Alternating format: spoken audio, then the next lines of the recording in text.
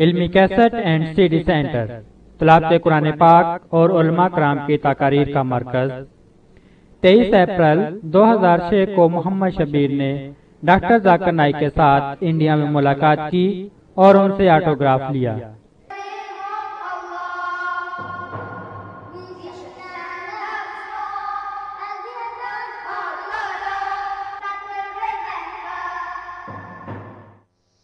رب اشرح لي صدري ويسر لي امري واحلل عقدة من لساني يفقهوا قولي رب زدني علما سبحانك لا علم لنا الا ما علمتنا انك انت العليم الحكيم اللهم انا نعوذ بك من الشك والشرك والرياء وبدعة آمين يا رب العالمين۔ کم و بیش کور مے ڈاکٹر صاحب نے یور تشریف آوری برونہ اس کرو یہ بابرکت مجلس آغاز اور ڈاکٹر صاحبن پنہ بچی Zikra she will recite few verses from the Holy Quran. Zikra the doctor of Dr. Zakir Naik.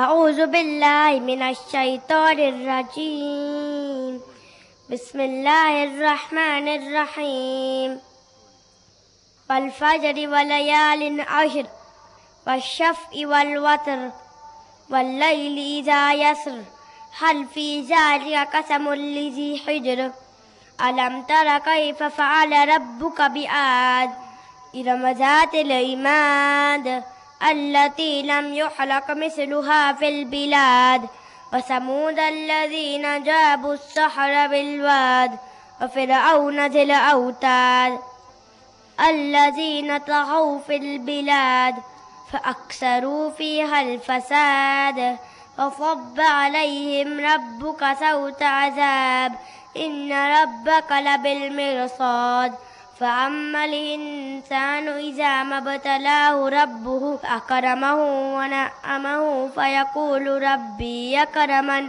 وأما إذا ما ابتلاه فقدر عليه رزقه فيقول ربي أهانن كلا بل لا تكرمون اليتيم ولا تحاضون على طعام المسكين وتأكلون التراث أكلا لما وتحبون المال حبا جما كلا إذا دكت الأرض دكا دكا وجاء ربك والملك صفا صفا وجيء يومئذ بجهنم يومئذ يتذكر الإنسان وأنى له الذكرى يقول يا ليتني قدمت لحياتي فيومئذ لا يعذب عذابه أحد ولا يوثق وثاقه أحد يا أيتها النفس المطمئنة ارجعي إلى ربك راضية مرضية فادخلي في عبادي وادخلي جنتي۔ یہ بیاکھ نچ بچی ڈاکٹر صٲبن تو یہ ون انگریز پٲٹھۍ پرِ یہ حمدِ باری تعالیٰ۔ Muhammad alayhi salam sat quietly in the evening. His companions asked, "O beautiful man, why do you sit here grieving?" My ummah, those who follow me, the future of their faith must be worthy till I cry. My brothers and sisters in Islam, will they be strong and carry on after I die? The Prophet stood silently and prayed. His brow became wet as he cried for all his fears. Oh Allah, don't let this nation fail.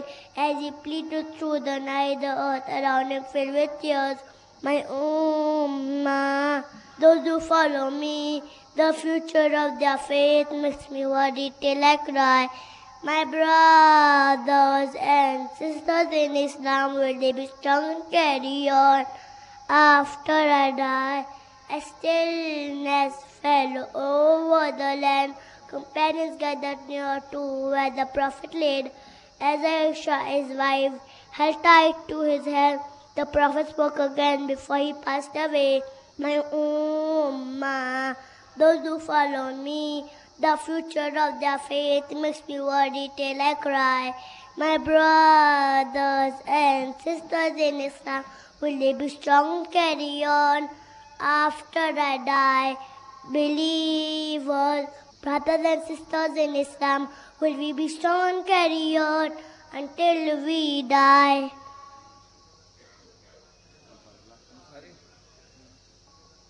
It was Ladka Dr. Zakir Naik Sobun. He is the future Dr. Zakir Naik, inshallah. Alhamdulillah, wassalatu wassalam ala rasulillah wa ala alihi wa sahbihi ajma'in. Amma ba'd, fa'udhu billahi minash shaitanir rajim. Bismillahir rahmanir rahim. Qala rabbi shrah li sadri wa yassir li amri wahlul 'uqdatam min lisani yafqahu qawli. Respected elders and my brothers and sisters, I welcome all of you with the Islamic greetings. Assalamu alaikum wa rahmatullahi wa barakatuh. May the peace, blessing and mercy of Allah subhanahu wa ta'ala be upon all of you. The topic of my short speech is my ambition in life. When I grow up, I want to continue being a good practicing Muslim. Allah says in the glorious Quran, in Surah Nahl, chapter number 16, verse number 125, Udu ila sabili rabbika bil hikmah wal maw'izatil hasana wajadilhum billati hi ahsan. Invite all to the way of thy Lord with wisdom and beautiful preaching, and argue with them in the ways that are best and most gracious.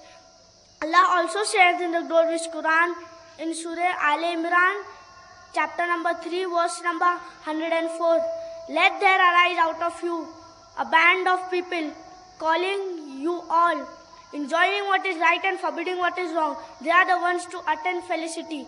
We have in our community full-time doctors, full-time lawyers, full-time engineers. But in this verse, Allah is asking some people to be full-time da'is. Inshallah, when I grow up, I will be a da'i of Islam. A da'i is a person who conveys the message of Islam, the Deenul Haq, the religion of truth. Inshallah, I will be a mujahid. A mujahid is a person who strives and struggles in the way of Allah subhanahu wa ta'ala. Inshallah, I will be a alim, mufassir and a muhaddis.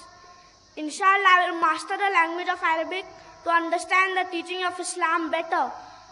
I will memorize, comprehend and understand the word of Allah subhanahu wa ta'ala.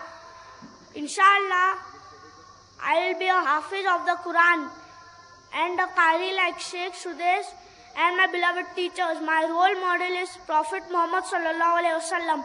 I will strive hard to follow the footsteps of Prophet Muhammad sallallahu alaihi wasallam and his Sahaba, that is his companions. In the field of dawah, I would like to be like my father and further excel in it.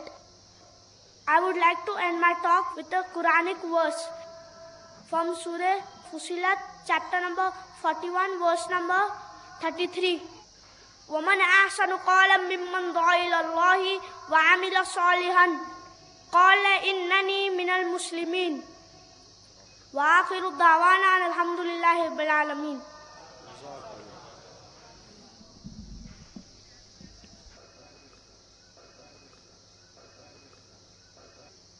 हजारों साल नरगिस अपनी बेनूरी पर रोती है, बड़ी मुश्किल से होता है चमन में दीदवर पैदा।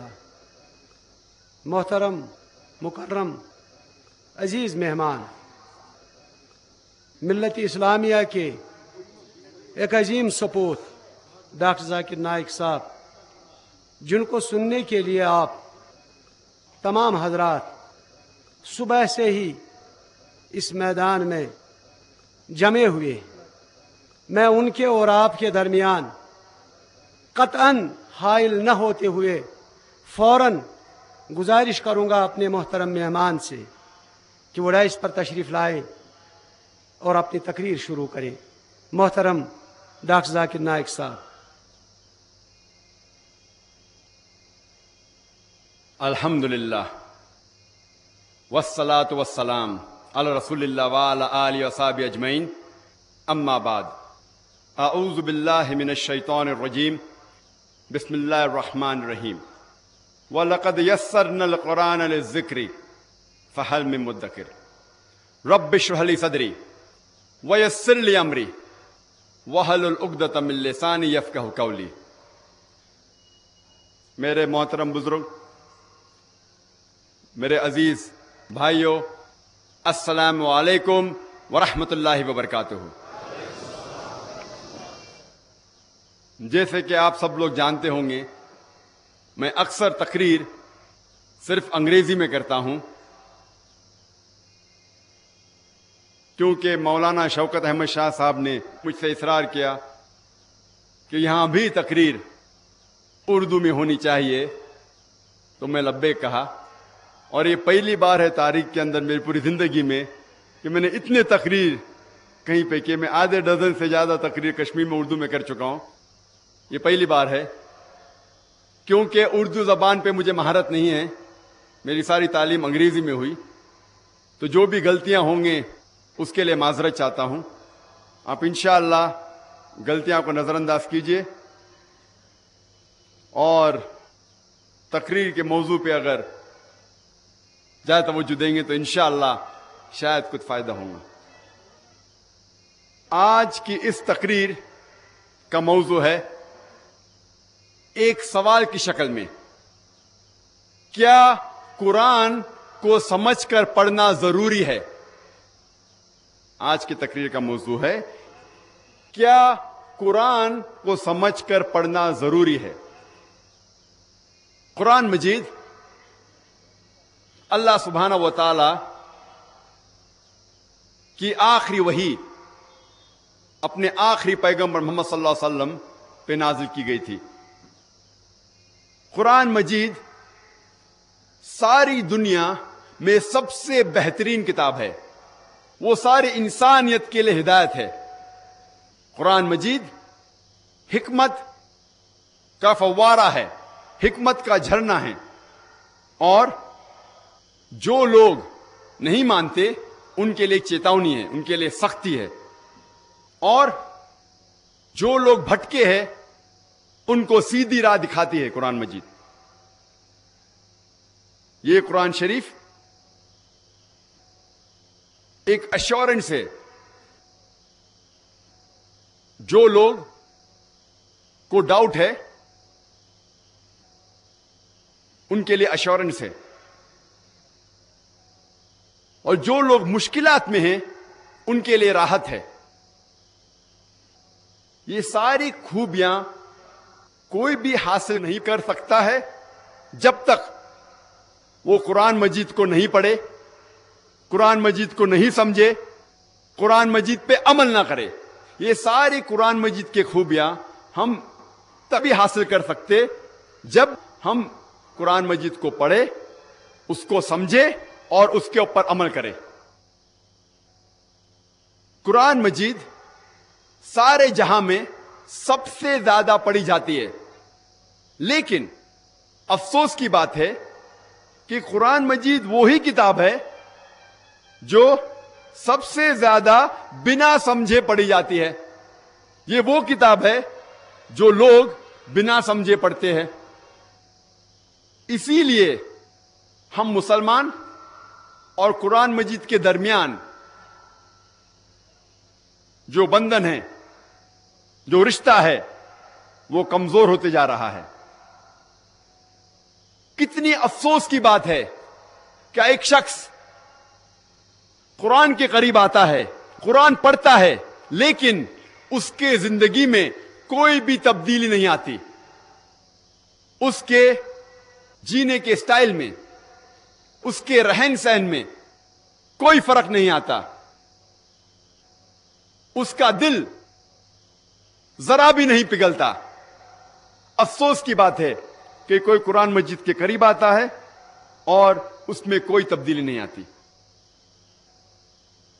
अल्लाह सुब्हानहू व तआला फरमाते हैं, कुरान शरीफ में सूरह आल इमरान सूरह नंबर 3 आयत नंबर 110 में कुंतुम खैरा उम्मतिन उखरिजत लिन्नास, अल्लाह ताला मुसलमानों से फरमाते हैं आप सारे जहां में सबसे बेहतरीन उम्मा हैं।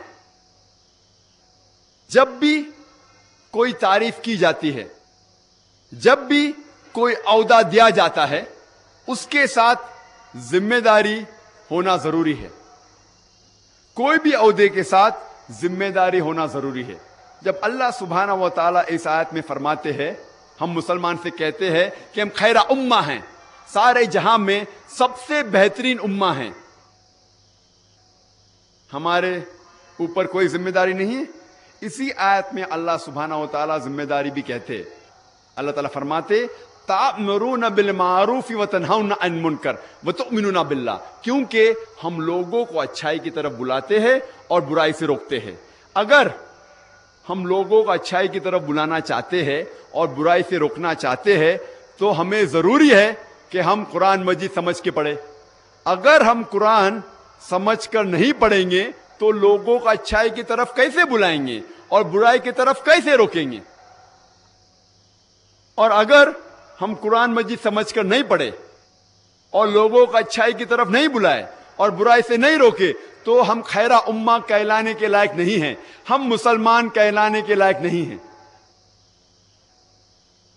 ये लफ्ज कुरान अरबी लफ्ज करा या इकरा से आता है, जिसके मानी है कि पढ़ो। आओ हम आज जांचे कि क्यों मुसलमान कुरान मजीद समझकर नहीं पढ़ते। आओ हम समझे कि हम मुसलमान क्यों बहाने बनाते हैं कुरान मजीद को समझकर नहीं पढ़ने के। सबसे पहला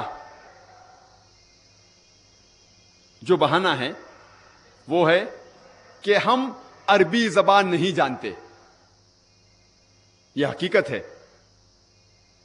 कि सारी दुनिया में 20% से ज्यादा मुसलमान हैं। सारे दुनिया में 125 करोड़ से ज्यादा मुसलमान हैं, लेकिन लगभग सिर्फ 15% मुसलमान अरब हैं जिनकी मादरी जबान अरबी है। और अरब मुसलमान के अलावा चंद मुसलमान अरबी जबान जानते हैं। इसके मानी 80% से ज्यादा मुसलमान अरबी जबान नहीं समझते। जब भी कोई बच्चा पैदा होता है, मां के पेट के बाहर निकलता है, मां के पेट में से निकलता है, वो कोई भी जबान नहीं जानता। वो सबसे पहले अपनी मादरी जबान, अपनी मां की जबान सीखता है ताकि वो घर वालों से गुफ्तगू कर सके। उसके बाद वो मोहल्ले की जबान सीखता है ताकि वो मोहल्ले वाले से गुफ्तगू कर सके। फिर जब वो तालीम हासिल करता है स्कूल में या कॉलेज में, जिस जबान में तालीम हासिल करता है उस जबान को सीखता है। हर इंसान कम से कम 2 या 3 जबान समझ सकता है। कुछ इंसान 4, कुछ इंसान 5 जबान समझ सकते हैं। कुछ लिंग्विस्ट हैं, कई जबान बोल सकते हैं और समझ सकते हैं, लेकिन आम इंसान कम से कम 2 या 3 जबान समझ सकता है और जानता है। क्या हमें जरूरी नहीं कि हम वो जबान समझे अल्लाह सुब्हाना व तआला ने जिस जबान में आखिरी पैगाम इंसानियत के लिए पेश किए? क्या हमें जरूरी नहीं कि हम अरबी जबान जानें? और उम्र कभी भी कोई भी अच्छे काम के लिए रुकावट नहीं है। मैं आपको मिसाल पेश करना चाहता हूं डॉक्टर मॉरिस बुकेल की। डॉक्टर मॉरिस बुकेल एक क्रिश्चियन थे, ईसाई थे। उन्हें फ्रेंच एकेडमी अवार्ड मिला था in the field of medicine, और उन्हें चुना गया था कि फिरौन की लाश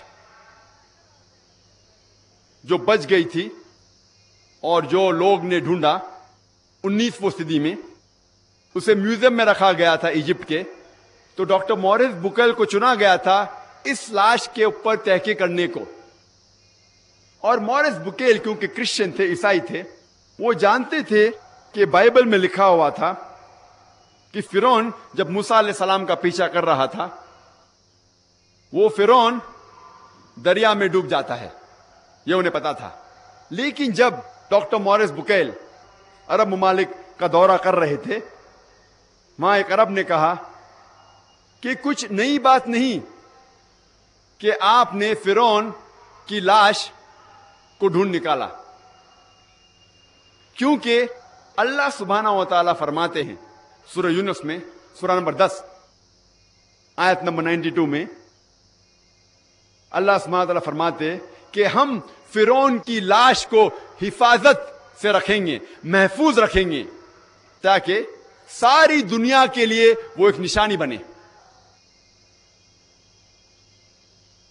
और डॉक्टर मॉरिस बुकेल हैरान हुए कि ये किताब जो 1400 साल पुरानी है, उसमें कैसे लिखा गया है कि फिरौन की लाश को हिफाजत से रखा जाएगा।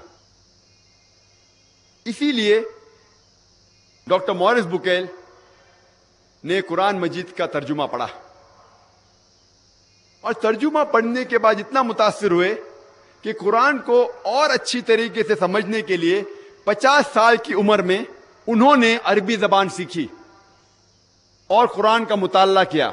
उसके बाद एक किताब लिखी, बाइबल, कुरान एंड साइंस, और ये किताब काफी मशहूर है और कई जबानों में इसका तर्जुमा हो चुका है। मैंने मिसाल आपको दी आपको समझाने के लिए कि एक गैर मुसलमान, एक क्रिश्चियन, एक ईसाई 50 साल की उम्र में कुरान शरीफ को और अच्छी तरीके से समझने के लिए 50 साल की उम्र में अरबी जबान सीखता है। मैं जानता हूं कि हम सब डॉक्टर मॉरिस बुकेल की तरह जज्बा नहीं रखते होंगे, लेकिन अगर हम अरबी जबान नहीं जानते तो कम से कम कुरान मजीद का तर्जुमा तो पढ़ सकते हैं। मौलाना अब्दुल मजीद दरियाबादी फरमाते हैं कि सारी दुनिया में सबसे मुश्किल किताब जिसका तर्जुमा हो सकता है वो है कुरान मजीद। कुरान मजीद सारी दुनिया में सबसे मुश्किल किताब है जिसका तर्जुमा हो सकता है, क्योंकि कुरान मजीद की जबान अल्लाह सुब्हानहू व तआला की तरफ से है और एक बेहतरीन जबान है, एक मौजज़ा है। कुरान मजीद की एक ही आयत एक इंटेलेक्चुअल, एक ज़हीन आदमी को मुतासिर करती है, और वही आयत एक आम आदमी को मुतासिर करती है। ये खूबी है कुरान मजीद की। और कई अरबी अल्फाज उसके 50 से ज्यादा मानी होते, एक कुरान मजीद की आयत के कई मानी होते। इसीलिए ये अल्लाह सुब्हानहू व तआला की आखिरी किताब सबसे कठिन किताब है, सबसे मुश्किल किताब है जिसका तर्जुमा हो सकता है। लेकिन इसके बावजूद अल्हम्दुलिल्लाह सुम्मा अल्हम्दुलिल्लाह कई उलमा ने, कई मुफस्सिरीन ने कुरान मजीद का तर्जुमा दुनिया के कई जबानों में किया। जितने मेजर लैंग्वेजेस है, जितने सबसे ज्यादा बोली जाने वाली दुनिया के जबाने हैं, उसके अंदर अल्हम्दुलिल्लाह सुम्मा अल्हम्दुलिल्लाह कुरान मजीद का तर्जुमा हो चुका है। अगर हम अरबी जबान नहीं जानते, हमारा फर्ज है कि कम से कम हम कुरान मजीद का तर्जुमा पढ़े, उस जबान में पढ़े जिस जबान पे आपको महारत है। अगर आपको उर्दू पे महारत है तो कुरान मजीद का तर्जुमा उर्दू में पढ़िए। अगर आपको कश्मीरी पे महारत है तो कश्मीरी में पढ़िए। अगर आपको अंग्रेजी पे महारत है तो अंग्रेजी में पढ़िए। अगर आपको मराठी पे महारत है तो मराठी में पढ़िए। लेकिन कम से कम कुरान मजीद का तर्जुमा जरूर पढ़िए। हम मुसलमान अक्सर बहाने बनाते हैं کہ ہم بہت بزی ہیں، ہم بہت مصروف ہیں. ہم مصروف ہیں ہمارے تجارت میں، ہم مصروف ہیں پڑھائی میں، اسکول میں، کالج میں، یونیورسٹی میں. ہم مصروف ہیں کیونکہ ہم کام پہ جاتے ہیں. ہمارے پاس قرآن مجید کا ترجمہ پڑھنے کے لیے ٹائم نہیں ہے. ہم سب بھی جانتے ہیں کہ جو بھی وقت ہم اسکول میں لگاتے ہیں یا کالج میں یا یونیورسٹی میں، ہم سینکڑوں کتابیں پڑھتے ہیں اور کئی کتابیں حفظ کر لیتے ہیں. ایگزامینیشن میں بیٹھنے کے پہلے کئی کتابیں ہم حفظ کر لیتے ہیں. کیا ہمارے پاس قرآن مجید پڑھنے کا ٹائم نہیں ہے؟ اگر آپ قرآن مجید پڑھیں گے، اس کا ترجمہ چند دنوں میں آپ پڑھ سکتے ہیں. لیکن محمد صلی اللہ علیہ وسلم فرماتے ہیں، حدیث ترمذی کی، کہ جو کوئی 3 دن سے کم وقت میں قرآن مجید پڑھتا ہے وہ قرآن مجید کو سمجھ کے نہیں پڑھتا. تو اگر آپ سکون سے پڑھیں گے تو انشاءاللہ کم از کم 7 دن میں قرآن مجید کا ترجمہ پڑھ سکتے ہیں. اگر آپ روز 1 جز 1 پارہ پڑھیں گے تو 1 مہینے میں آپ قرآن مجید ختم کر سکیں گے. اور جو ڈگری آپ حاصل کرتے ہیں اسکول جا کے، کالجز اور یونیورسٹیز جا کے، یہ ڈگری آپ کو اس دنیا میں فائدہ پہنچا سکتی ہے، نہیں بھی پہنچا سکتی ہے. کیونکہ ہم جانتے ہیں کئی ڈگری والے بے کام ہیں، ان کے پاس کام نہیں ہے. لیکن اللہ سبحانہ و تعالی وعدہ دیتے ہیں کہ اگر آپ اس قرآن کو سمجھ کے پڑھیں گے تو آپ کو آخرت میں ہی نہیں لیکن اس دنیا میں بھی انشاءاللہ فائدہ ہوگا. اللہ تعالیٰ فرماتے سورہ بقرہ میں سورہ نمبر 2 آیت نمبر 1 اور 2، الف لام میم ذالک الکتاب لا ریب فیہ. الف لام میم، یہ وہ کتاب ہے جس میں کوئی شک نہیں جو تقوی رکھتے ہیں. اور اللہ تعالیٰ کئی آیت میں فرماتے کہ اس قرآن مجید میں آپ کے لیے کئی فائدے ہیں. مثال کے طور پہ اگر آپ کا کوئی قریب دوست فرانس سے آتا ہے اور آپ کے ساتھ کشمیر میں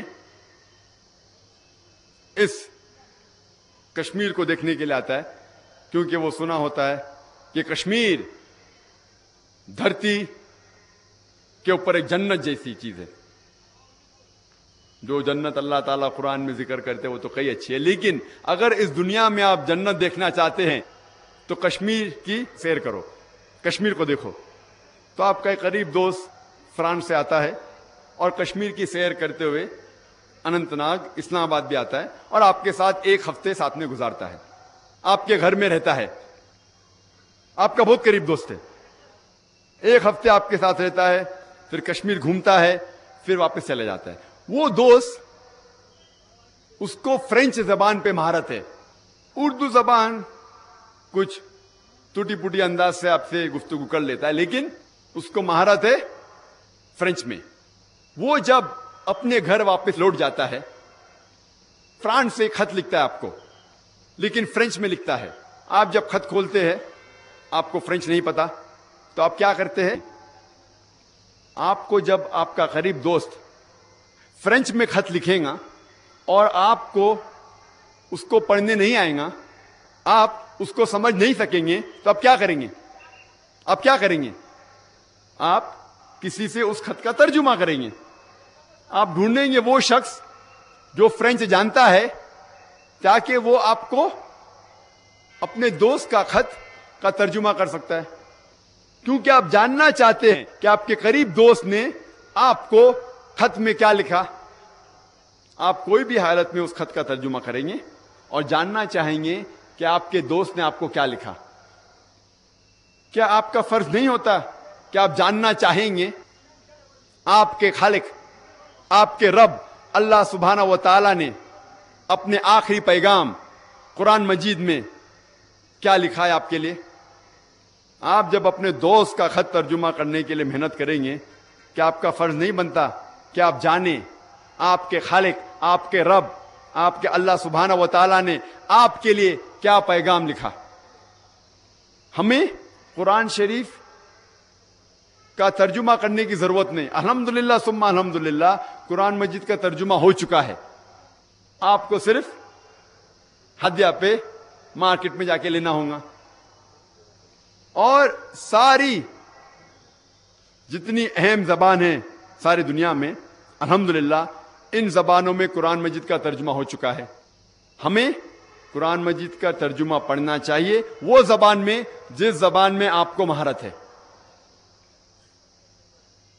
اور اکثر ہم مسلمان سمجھتے ہیں کہ یہ قرآن صرف مسلمانوں کے لیے ہے اور یہ قرآن مجید غیر مسلمانوں کو نہیں دینا چاہیے. یہ ہماری غلط فہمی ہے، ہمارا وہم ہے. کیونکہ اللہ سبحانہ و تعالیٰ فرماتے ہیں قرآن شریف میں سورہ ابراہیم میں سورہ نمبر 14 آیت نمبر 1 الف لام را، یہ کتاب نازل کی گئی تھی محمد صلی اللہ علیہ وسلم پہ تاکہ وہ ساری انسانیت کو اندھیرے سے روشنی میں لے آئے. قرآن مجید میں یہ نہیں لکھا ہوا ہے کہ قرآن مجید صرف مسلمان یا صرف عربوں کے لیے ہے. یہاں اللہ تعالیٰ فرماتے ہیں یہ قرآن شریف محمد صلی اللہ علیہ وسلم پہ نازل کی گئی تھی تاکہ وہ انسانیت کو اندھیرے سے روشنی میں لے کے آئے. اللہ تعالیٰ فرماتے سورہ ابراہیم میں سورہ نمبر 14 آیت نمبر 52 میں آیت نمبر 52 میں کہ یہ قرآن مجید ساری انسانیت کے لیے پیغام ہے اور ان کے لیے جو سمجھتے ہیں اور ان سے کہہ دو کہ اللہ سبحانہ و تعالیٰ ایک ہے اور سمجھنے والے اللہ کے کلام کو سمجھیں گے. اللہ تعالیٰ فرماتے سورہ بقرہ میں سورہ نمبر 2 آیت نمبر 185 اللہ تعالیٰ فرماتے رمضان وہ مہینہ ہے جس میں قرآن شریف نازل ہو چکا تھا اور یہ ساری انسانیت کے لیے ہدایت کی کتاب ہے تاکہ لوگ سمجھ سکے غلط کیا ہے اور صحیح کیا ہے. قرآن میں لکھا ہوا ہے کہ قرآن صرف مسلمانوں یا عربوں کے لیے ہدایت نہیں، سارے انسانیت کے لیے ہدایت ہے. اللہ تعالیٰ فرماتے سورہ الزمر میں چیپٹر نمبر 39 سورہ نمبر 39 آیت نمبر 41 میں کہ ہم نے قرآن نازل کی محمد صلی اللہ علیہ وسلم پہ یہ کتاب تاکہ وہ ہدایت دے انسانوں کو. قرآن میں یہ نہیں لکھا ہے کہ صرف مسلمان یا عربوں کو ہدایت دے، سارے انسانیت کو ہدایت دے. اور ہمارے آخری پیغمبر محمد صلی اللہ علیہ وسلم صرف عربوں یا صرف مسلمانوں کے لیے نہیں بھیجے گئے تھے.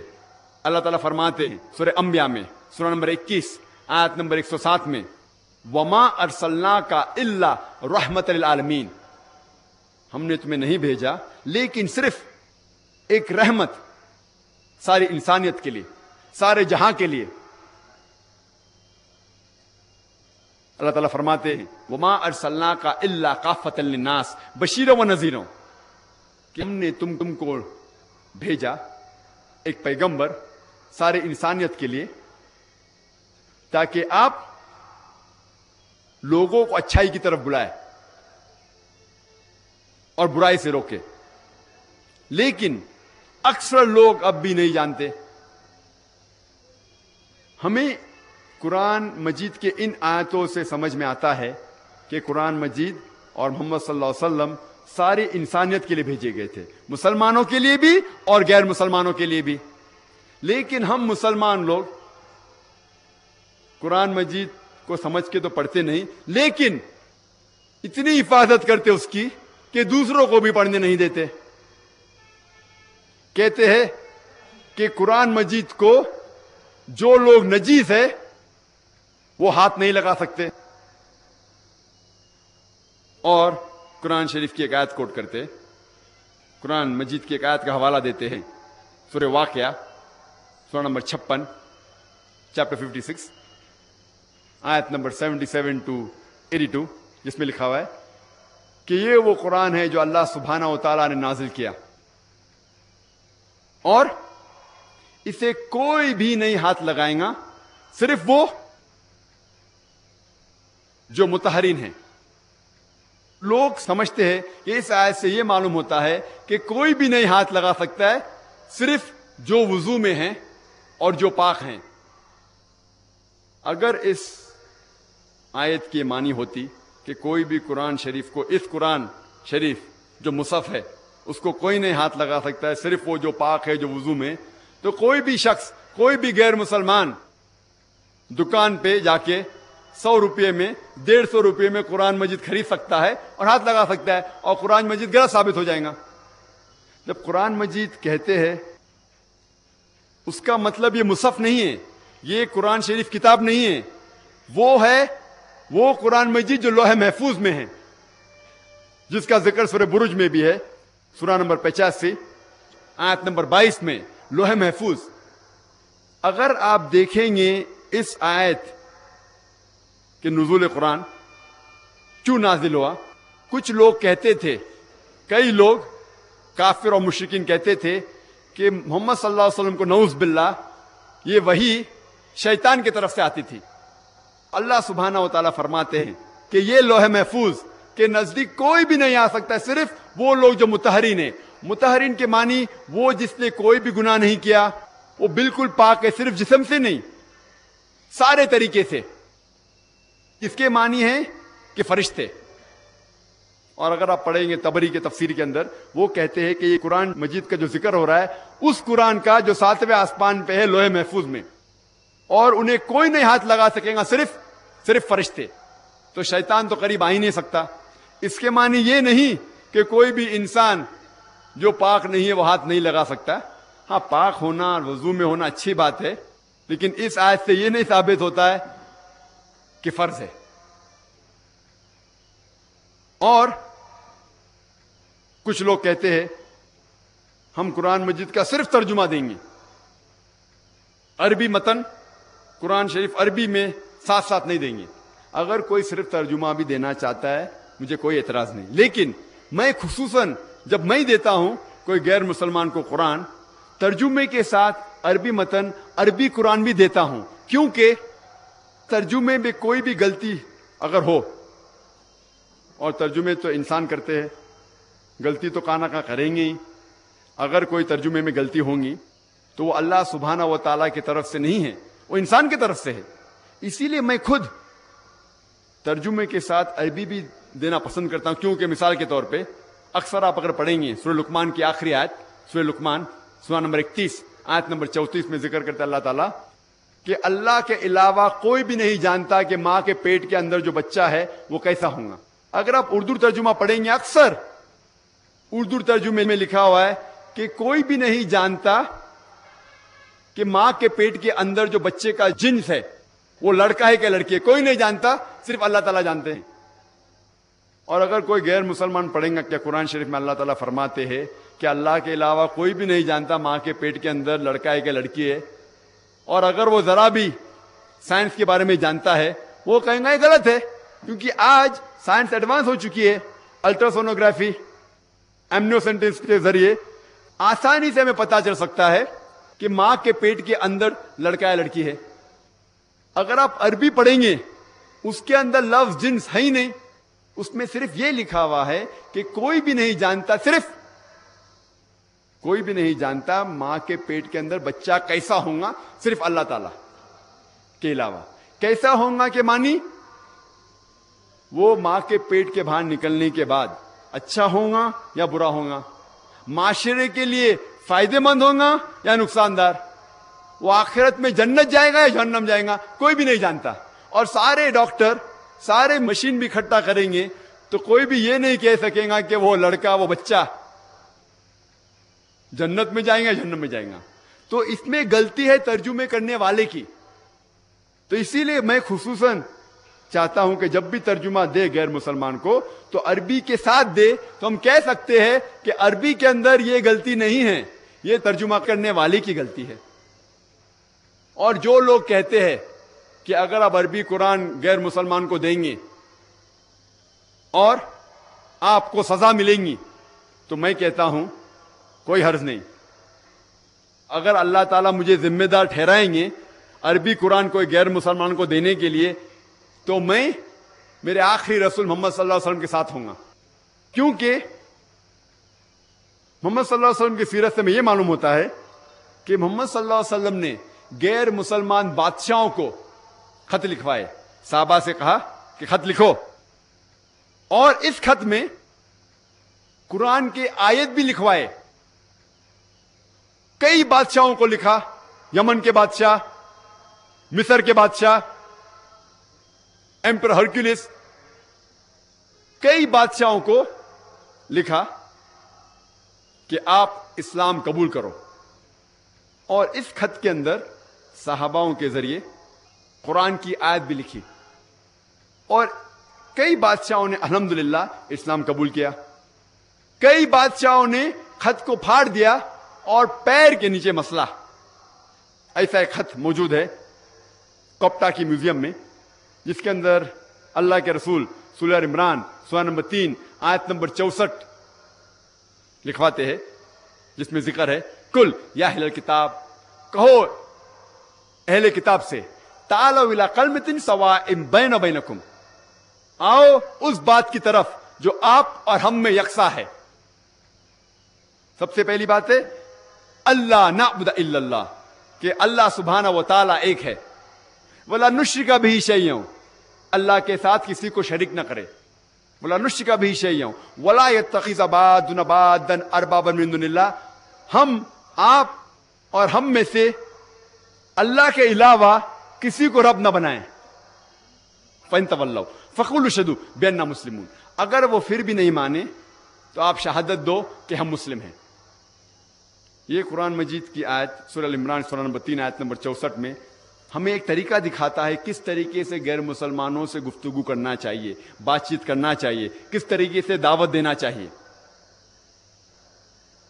اگر اللہ سبحانہ و تعالیٰ مجھے ذمہ دار ٹھہرائیں گے تو میں محمد صلی اللہ علیہ وسلم کے ساتھ ہوں گا. اور میں آپ سے ایک سوال پوچھنا چاہتا ہوں. آج دنیا میں لگ بھگ 1.5 کروڑ عرب ہیں جو کرسچن ہیں، کاپٹک کرسچن ہیں. 1.5 کروڑ، 150 لاکھ لگ بھگ عرب ہے جو کرسچن ہیں، عیسائی ہیں، جنم سے عیسائی ہیں، سینکڑوں سالوں سے عیسائی ہے. میں آپ سے یہ پوچھنا چاہتا ہوں، یہ عرب عیسائی کو آپ کون سا ترجمہ دیں گے؟ قرآن مجید کا کون سا ترجمہ دیں گے؟ عربی زبان تو ان کی مادری زبان ہے، آپ قرآن مجید کا پھر سے عربی میں ترجمہ کریں گے؟ آپ اصل نسخہ دیں گے قرآن مجید کا، اصل نسخہ دیں گے عربی میں. اسی لیے میں کہتا ہوں کہ ہمارا فرض ہے کہ ہم قرآن مجید پڑھے، سمجھے، عمل کرے اور باقی لوگوں کو قرآن کا پیغام پھیلائے. اکثر کئی مسلمان کہتے ہیں یہ قرآن مجید صرف عالم لوگ، صرف عالم علماء قرآن شریف کو سمجھ کے پڑھنا چاہیے. یہ قرآن مجید ایسی کٹن کتاب ہے، ایسی مشکل کتاب ہے کہ صرف عالم لوگ سمجھ سکتے ہیں، عام آدمی اسے نہیں سمجھ سکتا. کئی مسلمان کہتے ہیں کہ قرآن مجید کو سمجھنے کا کام صرف علماء کا ہے، صرف عالموں کا ہے، عام آدمی نہیں سمجھ سکتا. میں نے تقریر ایک قرآن مجید کی آیت سے کی جو کم از کم ایک ہی سورے میں اللہ سبحانہ و تعالی 4 دفعہ دہراتے ہیں. اللہ تعالیٰ فرماتے سورہ قمر میں سورہ نمبر 54، سورہ نمبر 54 اللہ تعالیٰ فرماتے آیت نمبر 17 میں، آیت نمبر 22 میں، آیت نمبر 32 میں اور آیت نمبر 40 میں وَلَقَدْ يَسَّرْنَا الْقُرْآنَ لِلذِّكْرِ فَهَلْ مِن مُدَّكِرٍ، ہم نے قرآن آپ کے لیے آسان بنایا، آپ سمجھ سکے اسے، آپ اسے یاد رکھ سکے. وَلَقَدْ يَسَّرْنَا الْقُرْآنَ لِلذِّكْرِ فَهَلْ مِن مُدَّكِرٍ، ہم نے یہ قرآن مجید آپ کو سمجھنے کے لیے آسان بنایا. آپ میں سے کون شخص اس کی بات نہیں مانیں گے؟ جب اللہ سبحانہ و تعالی کئی آیتوں میں فرماتے ہیں کہ ہم نے قرآن آپ کو سمجھنے کے لیے آسان بنایا، آپ اللہ تعالیٰ کی بات مانیں گے یا وہ مسلمان کی جو کہتے صرف علماء کے لیے ہے؟ اور اللہ سبحانہ و تعالیٰ کئی آیت میں فرماتے ہیں، سورہ بقرہ میں بھی، لعلکم تعقلون، پھر آپ نہیں سمجھو گے؟ یعنی اللہ تعالیٰ چاہتا ہے کہ آپ قرآن مجید سمجھ کے پڑھو، لیکن اللہ سبحانہ و تعالیٰ اس کے ساتھ میں یہ بھی فرماتے ہیں سورہ نحل میں سورہ نمبر 16 آیت نمبر 43 میں، اور سورہ انبیاء سورہ نمبر 21 آیت نمبر 7 میں اللہ تعالیٰ فرماتے فَاسْأَلُوا أَهْلَ الذِّكْرِ إِن كُنتُمْ لَا تَعْلَمُونَ، اگر آپ نہیں کچھ چیز کو سمجھتے ہیں تو ان سے پوچھئے جس کے پاس علم ہے۔ اگر آپ قرآن مجید کا ترجمہ پڑھ رہے ہیں اور چند آیت آپ کو نہیں سمجھ میں آتی تو اللہ تعالیٰ فرماتے ہیں فَاسْأَلُوا أَهْلَ الذِّكْرِ إِن كُنتُمْ لَا تَعْلَمُونَ، اگر آپ کو نہیں سمجھ میں آتا ہے تو ان سے پوچھئے جن کے پاس علم ہے۔ اگر آپ قرآن مجید کی آیت پڑھتے ہیں جس کے اندر سائنس کا ذکر ہے، آپ کس سے پوچھیں گے؟ آپ اگر قرآن مجید کی آیت پڑھتے ہیں جس میں ذکر ہے سائنس کے بارے میں، آپ کس سے پوچھیں گے؟ حجام سے پوچھیں گے؟ موچی سے پوچھیں گے؟ آپ پوچھیں گے سائنٹسٹ سے، کیونکہ سائنٹسٹ سائنس کے میدان میں عالم ہے۔ اگر قرآن مجید کوئی بیماری کے بارے میں ذکر کر رہا ہے تو آپ کس سے پوچھیں گے؟ آپ ڈاکٹر سے پوچھیں گے، کیونکہ ڈاکٹر میڈیسن کے فیلڈ میں بیماری کے میدان میں ماہر ہے۔ اگر آپ جاننا چاہتے نزول قرآن یہ آیت کب نازل ہوئی تو آپ پوچھیں گے اس عالم سے جو دارالعلوم میں 7 سال یا 14 سال پڑھا ہوا ہے۔ تو قرآن شریف میں یہ ذکر آتا ہے کہ ان سے پوچھئے جو اس میدان کا عالم ہے۔ اگر آپ قرآن شریف پڑھتے ہیں، آپ کچھ سمجھ میں نہیں آتا ہے تو ان سے پوچھئے جس کے پاس اس کے بارے میں علم ہے۔ میں آپ کو ایک مثال دینا چاہتا ہوں۔ کچھ 20 سال پہلے کچھ عرب تھے جو قرآن مجید میں جتنی بھی آیت ہے جو ایمبریولوجی کے بارے میں ذکر کر رہی ہے، ایمبریولوجی کا مطلب کہ ماں کے پیٹ کے اندر کیسا بچہ بڑا ہوتا ہے، اسے کہتے ہیں انگریزی میں ایمبریولوجی۔ تو جتنی بھی آیت کے اندر ذکر ہوتا ہے ماں کے پیٹ کے اندر کس طریقے سے بچہ بڑا ہوتا ہے، اسے کہتے ہیں ایمبریولوجی۔ اس کی ساری آیتوں کا ترجمہ لے کے وہ جاتے ہیں پروفیسر کیتھ مور کے پاس، اور اس وقت کیتھ مور ساری دنیا کے سب سے ماہر ایمبریولوجسٹ تھے۔ وہ head of the department of anatomy in the university of Toronto, Canada کے تھے۔ وہ غیر مسلمان تھے، عیسائی تھے، لیکن اللہ تعالیٰ فرماتا ہے ان سے پوچھے جو ماہر ہے، بھلے مسلمان ہے غیر مسلمان ہے۔ تو یہ عرب انہیں قرآن مجید کا ترجمہ پیش کرتے جس میں ذکر آتا ہے کس طریقے سے ماں کے پیٹ کے اندر بچہ بڑا ہوتا ہے، اور جب وہ ترجمہ پڑھتے ہیں کئی آیتوں کا، پروفیسر کیتھ مور کہتے ہیں کہ اکثر جتنی بھی آیت قرآن مجید میں ہیں وہ ابھی ماڈرن ایمبریولوجی سے بالکل ملتی جلتی ہے، لیکن چند آیتیں ہیں جس کے بارے میں نہیں کہہ سکتا ہوں کہ صحیح ہے، میں یہ بھی نہیں کہہ سکتا ہوں کہ غلط ہے کیونکہ میں خود نہیں جانتا۔ اور 2 آیتیں اس میں سے یہ تھی جو سب سے پہلے نازل کی گئی تھی سورہ اقرا سے یا سورہ علق سے، سورہ نمبر 96 آیت نمبر 1 اور 2، جس میں اللہ تعالیٰ فرماتے ہیں اقرا بسم ربک الذی خلق خلق الانسان من علق، پڑھو اللہ کے نام سے جس نے انسان کو بنایا ہے خون کے لوتڑے سے، لیچ سے، جوک سے۔ پروفیسر کیتھ مور نے کہا میں نہیں جانتا کہ بچہ جب ماں کے پیٹ کے اندر بڑا ہوتا ہے تو سب سے پہلے لیچ کی طرح دکھتا ہے، لیچ، جوک جو خون چوستا ہے۔ تو پروفیسر کیتھ مور اپنے لیبارٹری کے اندر گئے اور ایک بہت پاورفل مائکروسکوپ کے اندر دیکھا کہ ماں کے پیٹ کے اندر جو بچہ انیشیل سٹیج جو ہوتا ہے، ایک دم پہلی منزل کو مائکروسکوپ کے اندر دیکھتے ہیں اور جوک کی تصویر سے ملاتے ہیں اور حیران ہو جاتے ہیں کہ ہو بہو دونوں ایک دم یکساں ہے۔ اور جب انہیں لگ بھگ 80 سوال پوچھے گئے ایمبریولوجی کے بارے میں تو انہوں نے کہا اگر آپ یہ سوال مجھے 30 سال پہلے پوچھے ہوتے یعنی آج سے 50 سال پہلے تو میں 50% سے زیادہ اس کے جواب نہیں دے سکتا تھا، کیونکہ ایمبریولوجی ایک ایسا سبجیکٹ ہے میڈیسن کا، ایک ایسا برانچ ہے جو ابھی چند سالوں میں کچھ ترقی کیا، اور جو بھی کچھ نئی چیز انہیں ملے پروفیسر کیتھ مور کو قرآن اور حدیث کے ذریعے، انہوں نے اپنی نئی کتاب ڈیولپنگ ہیومن 3 ایڈیشن میں انکارپوریٹ کیا، اس کے اندر داخل کی، اور اس کتاب کو نمبر 1 ایوارڈ ملا سب سے بہترین کتاب جو ایک ڈاکٹر نے لکھی اس سال میں، اور اس کتاب کا ترجمہ الحمدللہ کئی زبانوں میں کیا گیا تھا۔